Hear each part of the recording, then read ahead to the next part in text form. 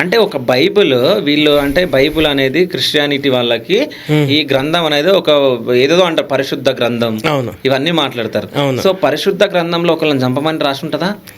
మేడి పంట చూస్తే నిగనిగలు ఆడిపోతుంది కదా అని అనుకుంటాం. అవును. కానీ పొట్ట విప్పు చూస్తే కదా అందులో ఏముండో తెలిసేది. వాళ్ళు హెడ్డింగ్ పరిశుద్ధ గ్రంథం అని అంటారు.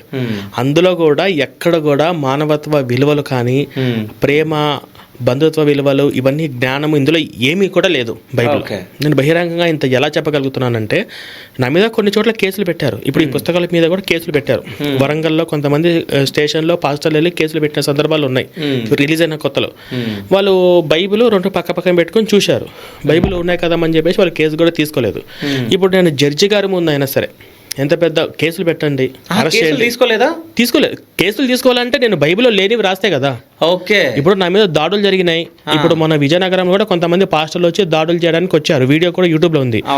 నేను ఏమనట్లేదండి, పాస్టర్ గారు ఇవి బైబిల్లో లేవా ఉన్నాయా మన ఇద్దరం కూర్చొని ప్రశాంతంగా డిస్కషన్ చేద్దామంటే డిస్కషన్ చేయలే. ఇప్పుడు కూడా చెప్తున్నా, దయచేసి రిక్వెస్ట్ పాస్టర్ అందరికి నా మీద ఎఫ్ఐఆర్ స్ట్రాంగ్గా బుక్ చేయండి.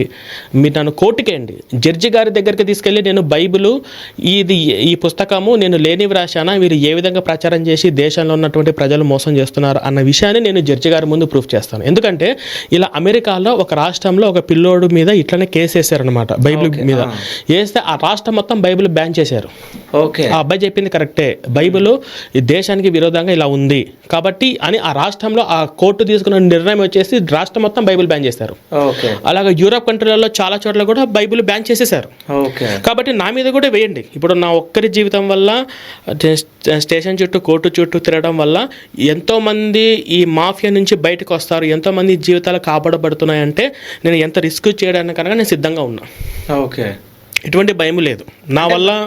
అందులో ఉన్న పాయింట్స్ మీరు కరెక్ట్ తీయడం జరిగింది. అవును. ఓకే.